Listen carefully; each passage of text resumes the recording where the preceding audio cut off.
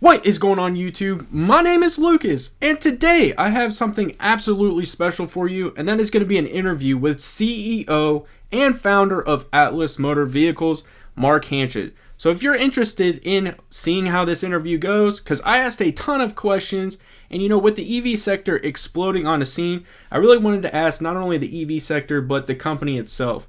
There's a ton of information. I was pumped. I was excited. Hopefully you enjoyed as well. Stay tuned right after this.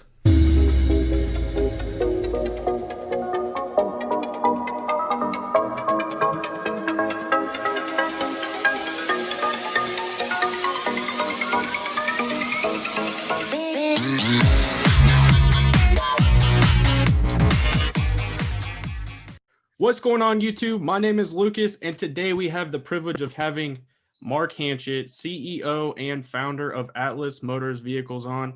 Mark, I can't thank you enough for coming on to the channel. It means a ton to me. Obviously, you guys are doing amazing things with the XT and the XP platform.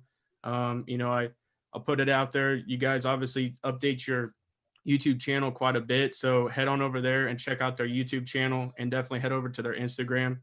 Mark, I appreciate you coming on. Thank you. I appreciate you having me. Thank you. So my first question is actually about you. I was hoping you could kind of give us a little bit of your background and why you decided to create Atlis Motors Vehicles. I come from sort of innovation product development background in a completely different space. In fact, I come from the kind of law enforcement technology side of things from a company called Axon, which is where I kind of cut my teeth coming out of college. And at Axon, we did a lot of different things that are really wrapped around, most obvious is the weapons that people talk about, but also body worn, battery powered like camera systems, sensor systems, cloud integration.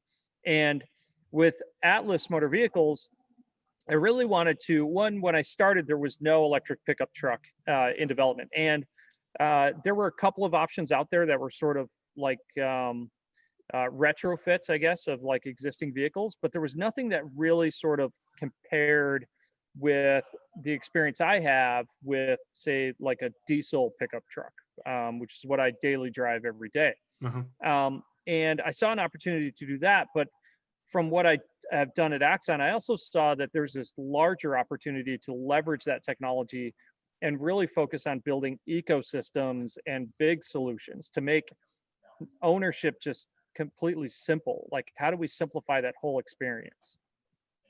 And that's kind of the foundation of how I started Atlis. And we wanted to solve big problems. So rather than just kind of piecemeal parts together and build a truck and say, hey, we're building another, electric pickup truck, because we knew there was going to be competition. Yeah.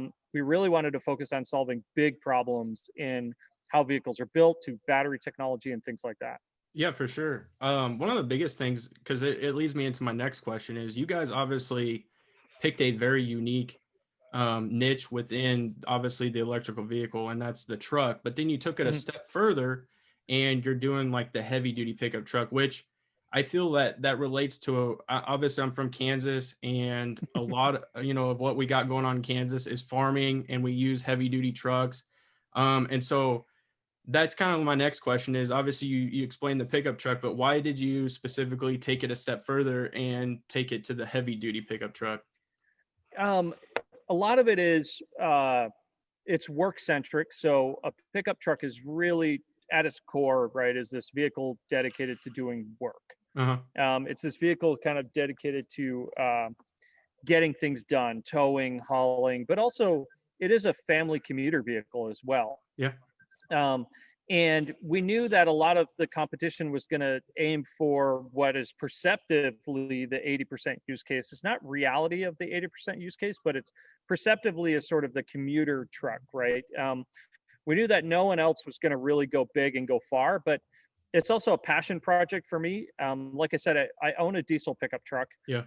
I bought that because of what it can do, because I use it for work. I use it actually for the business all the time. Yeah. But I also use it for, towing the RV to go camping, Oh, yeah. or various projects and stuff around the house that really, I didn't want something small when I bought it. I wanted something large and capable. Um, and for me, when I look at electrification of the pickup truck market, that's the staple. That's the thing where if you can do that, everything else is possible. And it also allows us, once we've done that, to move into even larger. So think like class 4, 5, 6 trucks and what's capable there. And that has a personal history with me, with my dad owning, like, a towing and repair shop and wrecker service and things like that. But it's also, that's where I see we can bring the most benefit to people's lives. It's not just the to and from work, it's what these guys do or women do every single day, Yeah. all day long, and how we can bring a benefit there.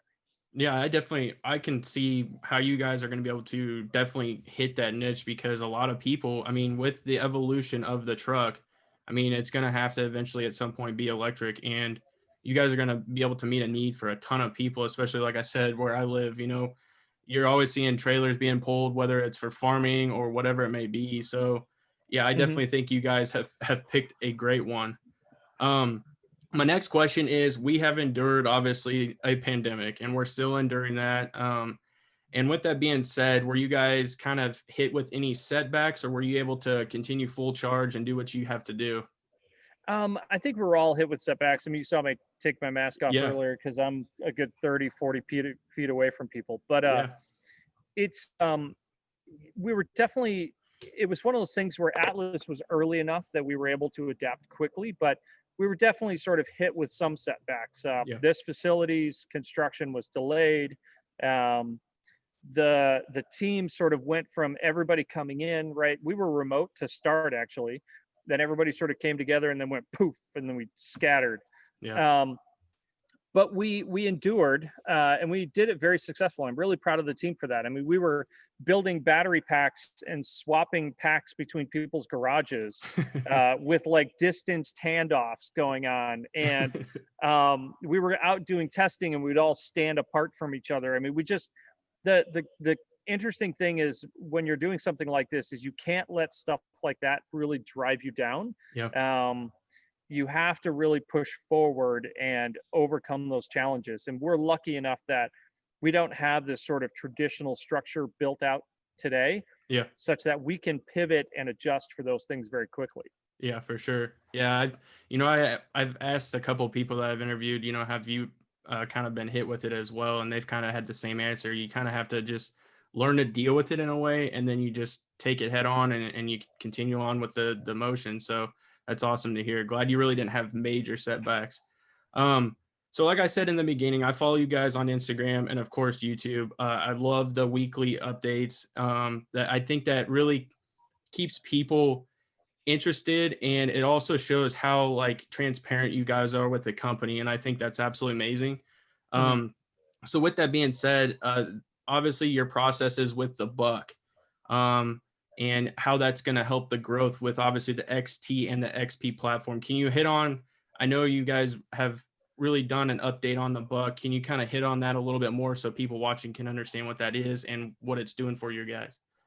Yeah. So a buck is like a vehicle test platform. It's this drivable, movable system that doesn't look necessarily like a truck. And we actually did that on purpose. We didn't want it to look like the truck. Yeah. Um, but it's a test platform where we can take pieces off, put things on. We can make adjustments and tune things with sort of the open freedom that sort of chassis allows us to do. It allows us to break things without necessarily like being on the end product that's out there. Yeah. So our focus right now has really been on not with the buck. It's not necessarily the battery systems right now. It's actually the other systems. That's where our focus is on. There's an energy team over there, technically in the corner over there. That's working on sort of the energy side, the battery technology, all of the charging technology and all that. The buck is really focused on development of those different systems that sort of surround that. So not just the things that I typically talk about, like motors, gearboxes, suspension, steering, and stuff like that. That's what we talk a lot about. Yeah.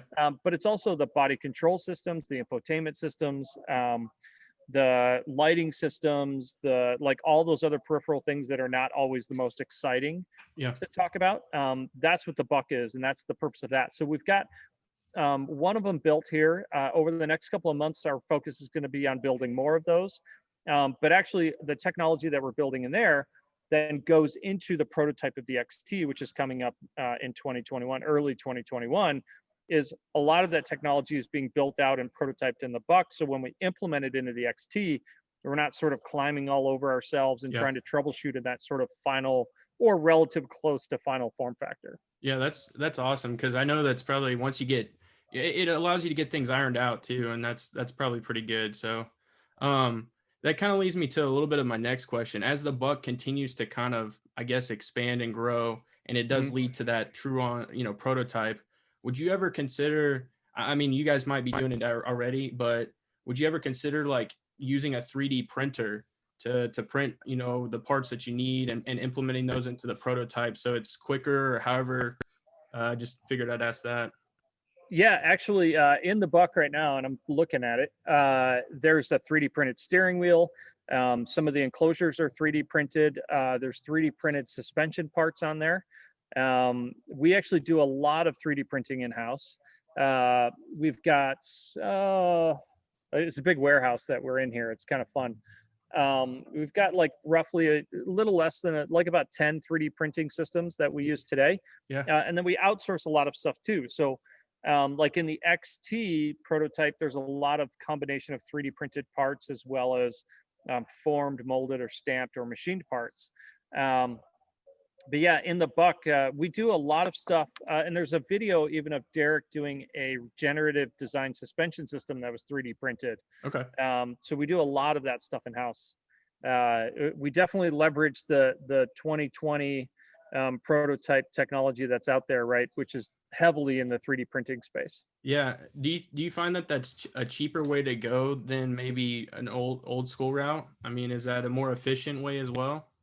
It can be faster. It can be cheaper. A lot of the times it's cheaper if for certain things if you have it in house. So I've actually got one that sits next to me. So it's nice where I've got an idea, I've got a proposed solution, I draw that up really quick, right? I can send it over, print it, go over there and test Yeah. it. All this didn't work. Okay, come back, sort of solve whatever the problem is, reprint it in a few hours, right? You have that. So it can definitely drive speed.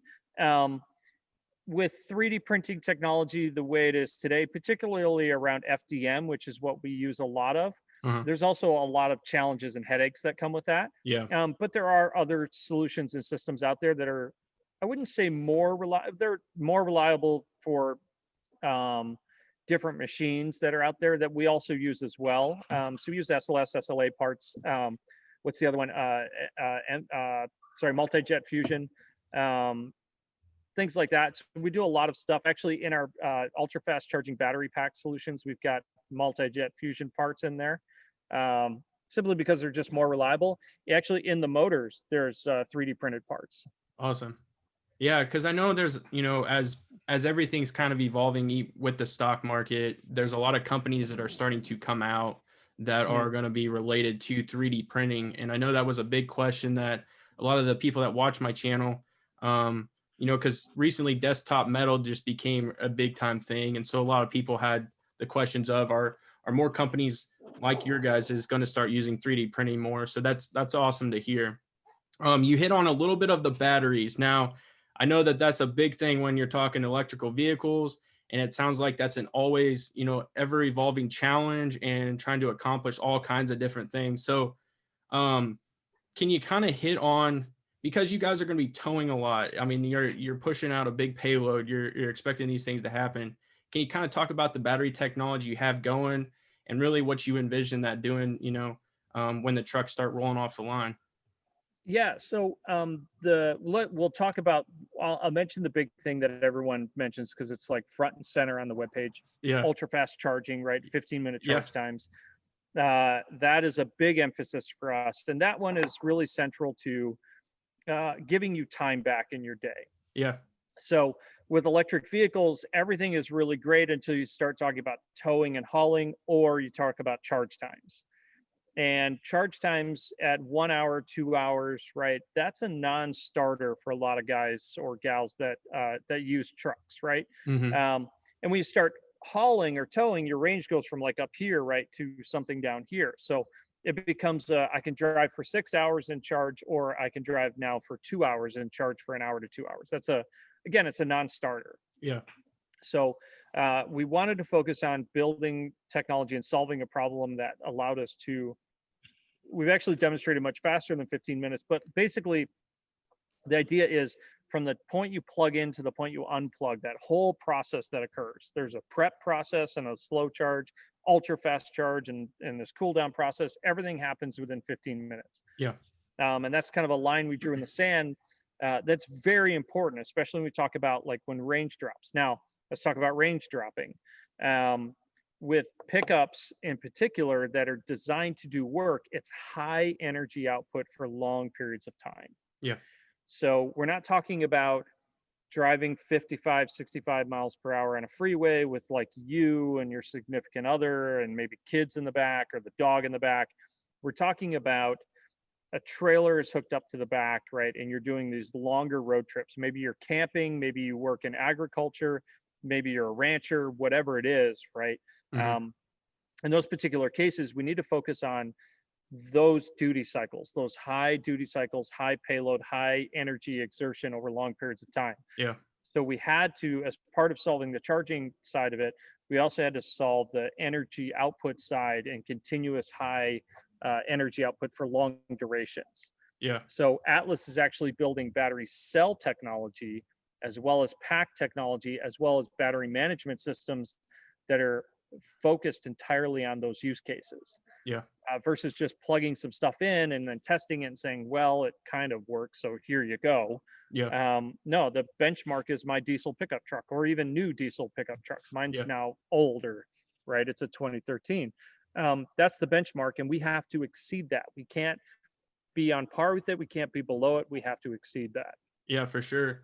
So if you guys, because you guys are doing amazing things with the batteries, and obviously you see how much the electrical vehicle is really needing batteries that are doing longevity like this, would you guys ever, I guess, outsource those or sell them to other electrical vehicle companies?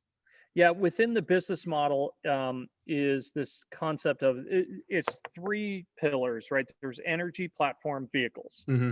And the energy side, we're building this technology for our own platforms and our own vehicles, of course, but we're definitely looking at licensing opportunities as well as adjacent market verticals like equipment and things like that, where we can take our battery technology, implement it into that space, and allow them to make that leap forward. Yeah. So that is a business segment in and of itself. Okay. Yeah. Awesome. And then my next thing is like with cell phones, everyone at night, puts their cell phone on the charger and it sits on the charger for however long you sleep, 8 hours, we'll say.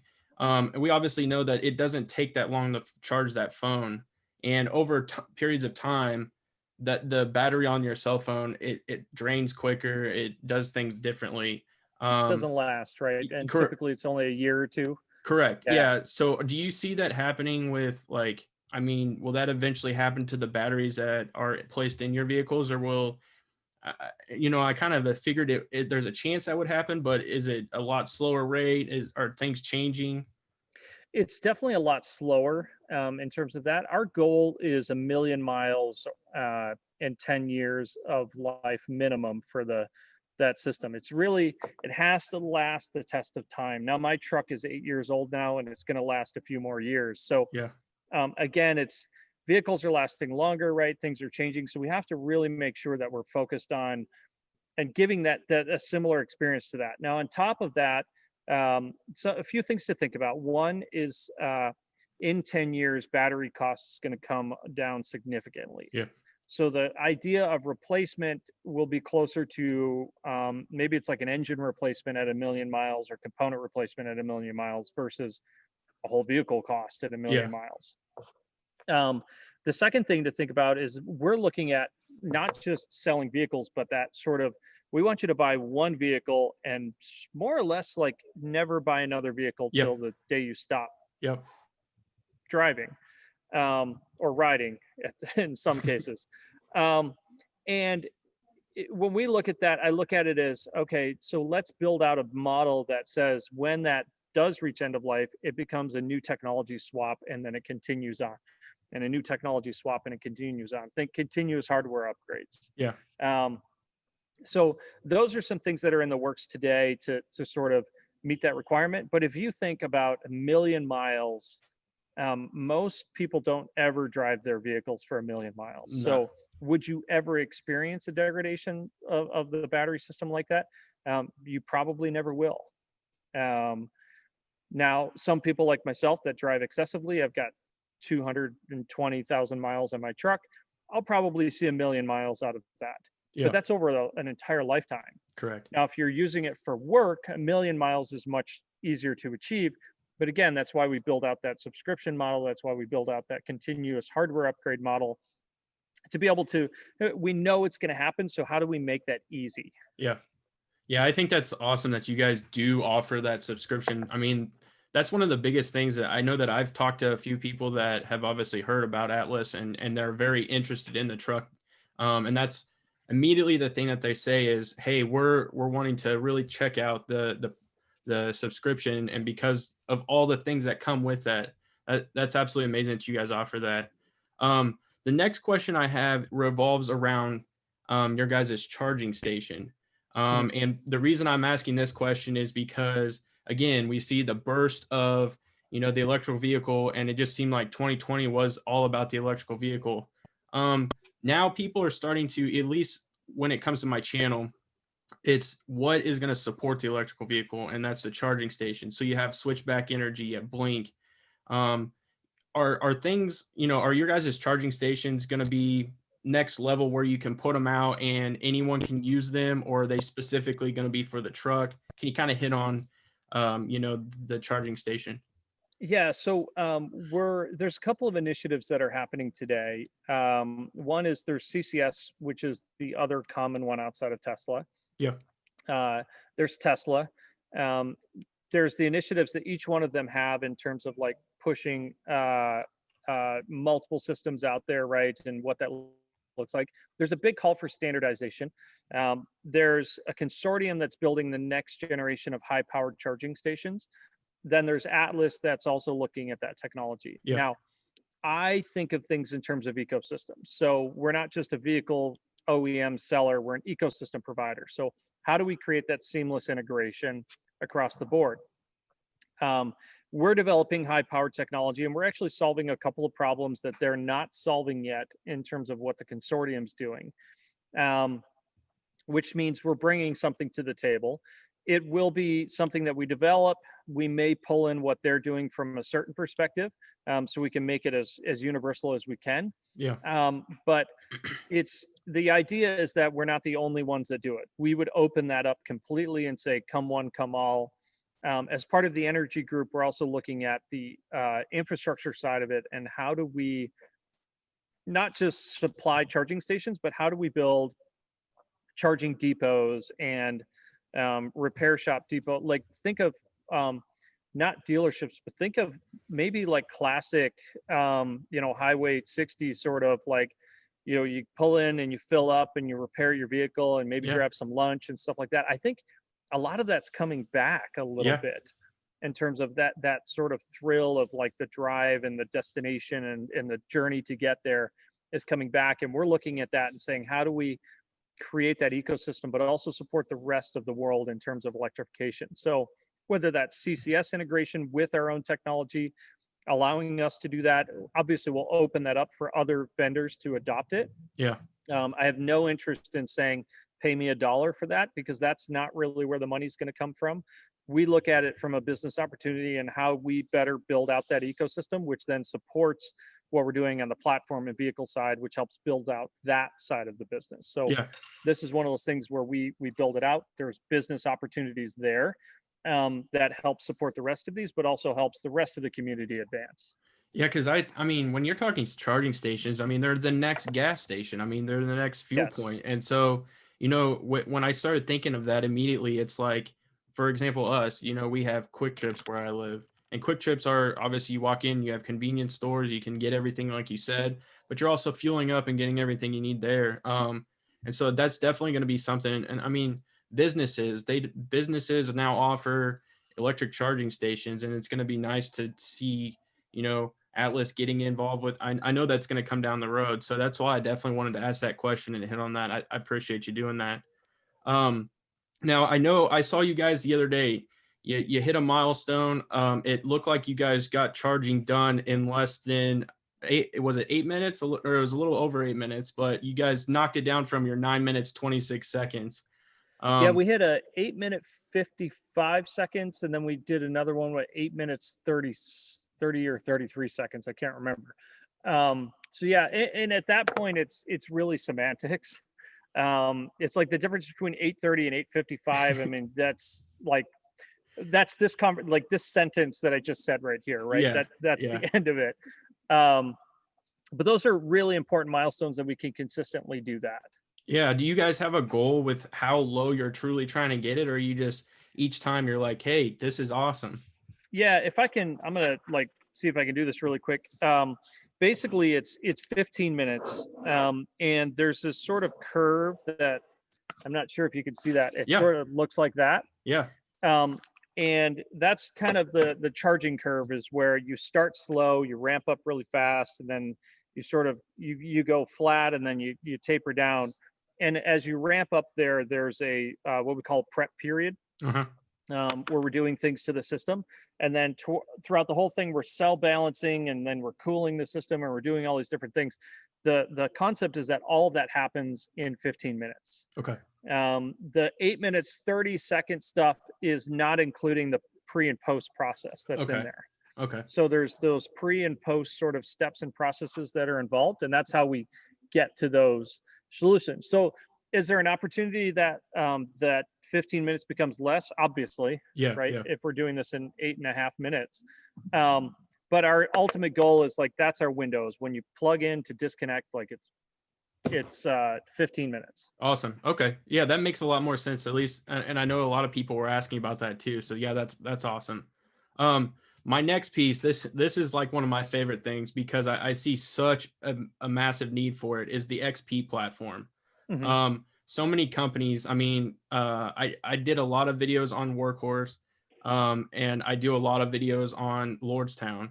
And so I understand the need for an XP platform, and you guys obviously have a great one going. Can you hit on the XP platform and really kind of some things that you're working on as far as like the box truck and things like that?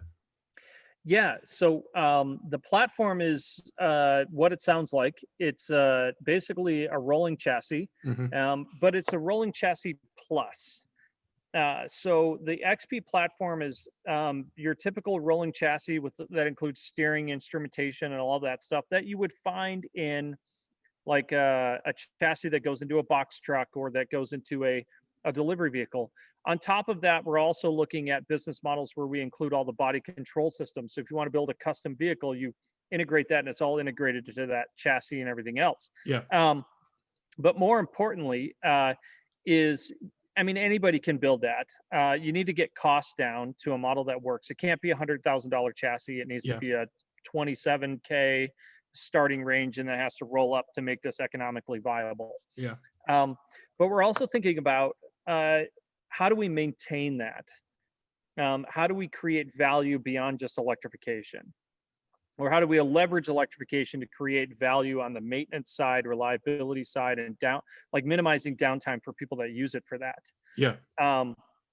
So that entire chassis is modular. The front and rear drive modules are identical. And those contain steering, suspension, motors, gearboxes, entire powertrain, basically front and rear, outside of the battery pack. The battery pack is modular. The frame is the only thing that really changes. Yeah. And then steering assemblies and stuff like that can be put wherever you want them. Yeah. And with that, we're really trying to focus on everything is repairable on the side of the road. So if you think of, let's take last mile delivery, because that's the most prevalent topic. FedEx, UPS, right? Amazon. When you think about them, downtime for those vehicles is lost revenue. or it's just a pain in the butt that drives someone to go from UPS to FedEx. Yeah. So minimizing downtime also minimizes their runtime, their total ROI, their total cost of ownership for that particular vehicle, increases reliability, which increases their ability to, or decreases risk in scheduling, right? Like it just brings value across the board. So Yeah. that's a big emphasis on us, is not just electrification, but building that modularity and repairability and maintenance side of it. Then think more fun topics, RV, Yeah. heavy equipment, things like that. How do we take that modular approach and then incorporate it into different verticals that are somewhat untapped today? Yeah.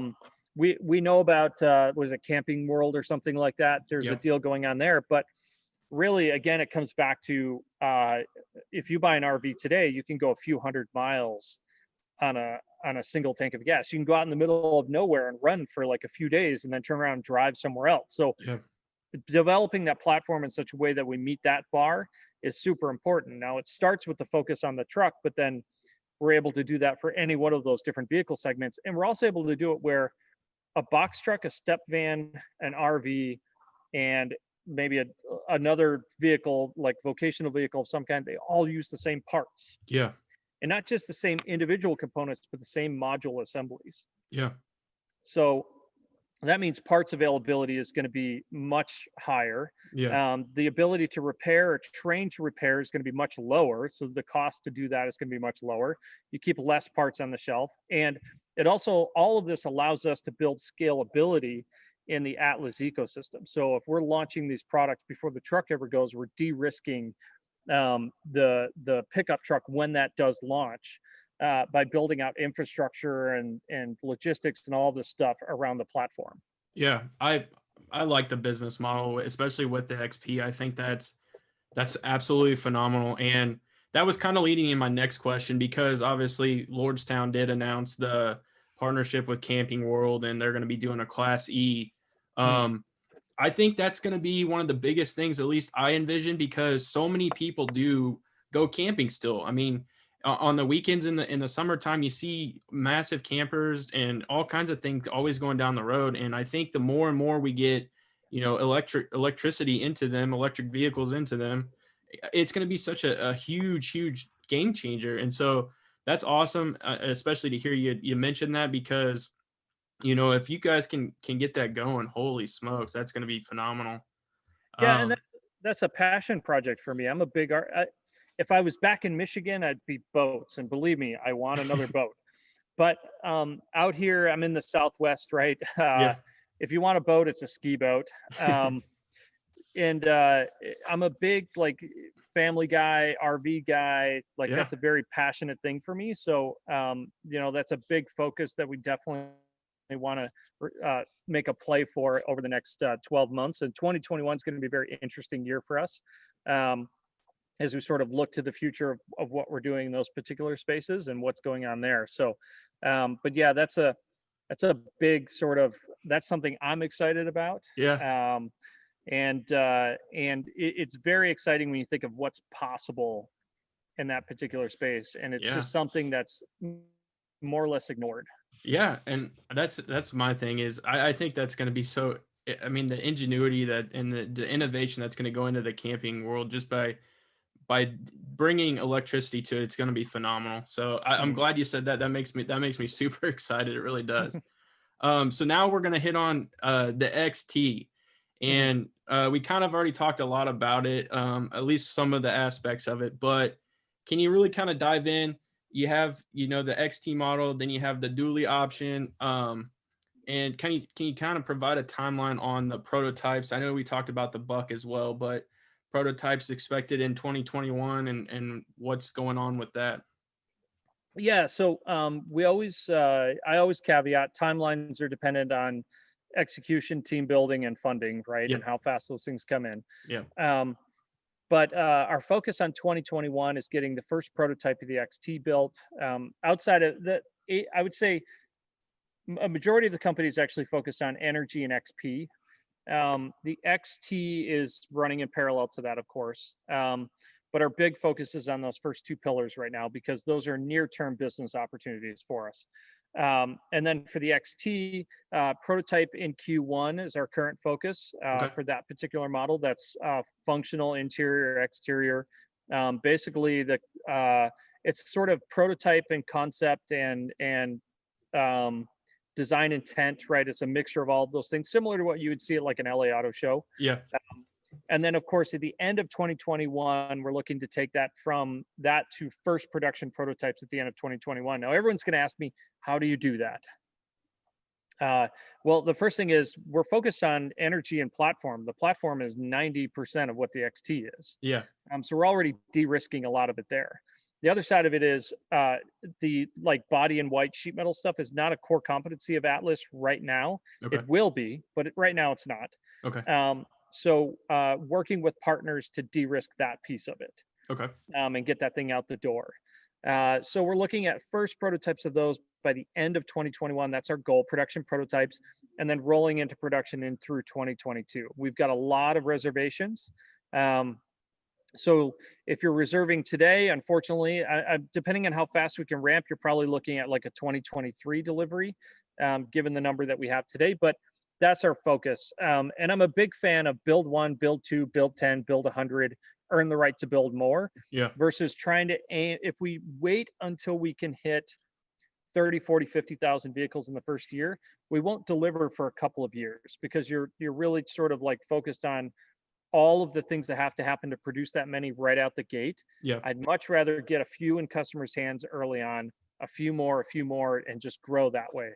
I think early days of Tesla is the best example. Yeah. They didn't build 100, 200, and 300,000 vehicles in the first years. They built a few hundred or thousand in the first full year. Yeah. And that's really our focus here, is getting things in customers' hands early, because things might change. Things are going to break. You're going to learn things. And it's better to do that as we progress versus, and also build brand confidence and get things out there early on versus waiting until maybe it's too late. Yeah. Well, you knocked out one of my questions because you covered all of 2021, and all that sounds phenomenal. I mean, I think 2021 is going to be amazing to see, especially for you guys. Just to see that prototype is going to be phenomenal. My next thing is that you talked about, I saw your Q&A that talked about your Reg A. And I saw that one of the questions popped up, would you consider the SPAC route, since that is absolutely seems like what everyone is doing. They're staying away from the traditional IPO. Now, I completely am glad when you talked about that, you said, hey, we want to have vehicles that are functioning. We want to be able to have a presentable product. We don't want to just choose the SPAC route, go public, and then not have a product. I think that's the biggest thing that a lot of these electrical vehicle companies that are choosing that route are doing that, and then they don't have anything to support why they went public. So I'm glad you said that.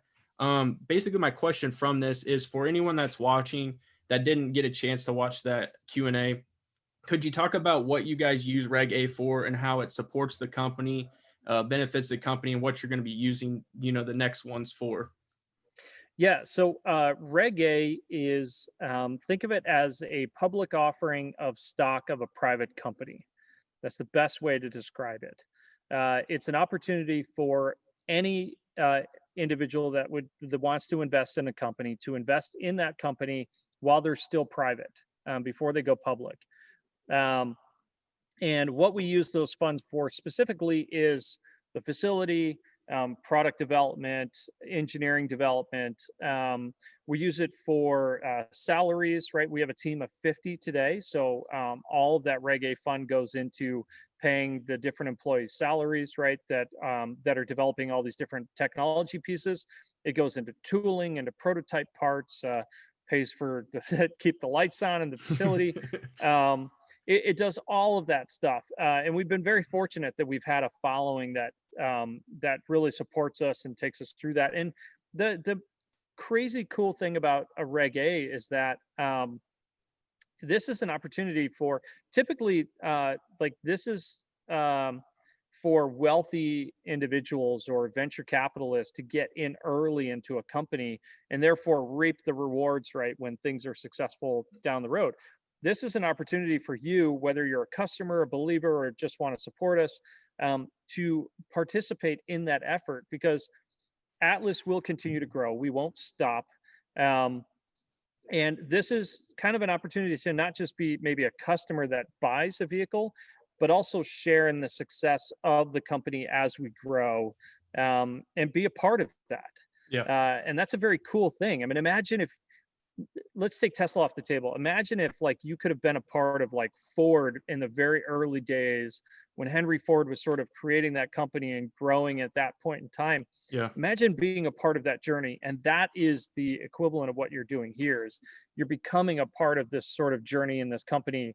And we want you to share in that success. We want you to be a customer, but we also want you to be successful as we're successful. Yeah, no question. I appreciate you really answering that question, because I know a lot of people have that question. Because I do have a lot of people that are like, "Hey, is Atlas public?" And I'm like, "Well, unfortunately, they're not yet. But if you are interested, this is the route to do." And your guys' website presents it very well. So I appreciate you covering that for me. So Mark, you kind of covered everything that I had. I know you're super, super busy. And I really do. I appreciate you taking your time out of your day to spend with me and let me ask you some questions on for the channel. So I really You do know, appreciate it. yeah, I appreciate you having me here. This is fun, and anytime you want to do this, just send us a message, and we'll set up another time we can talk about whatever it is you want to talk about. For sure. I look forward to 2021. Maybe we'll be talking about the prototypes and everything that's rolling out with that. So that's Sounds like, awesome. yeah, we're gonna do that. It's gonna be fun. All right. I appreciate your time, Mark. I really do. Thank you so much. All right, thanks, Lucas. Yep. Have a good one.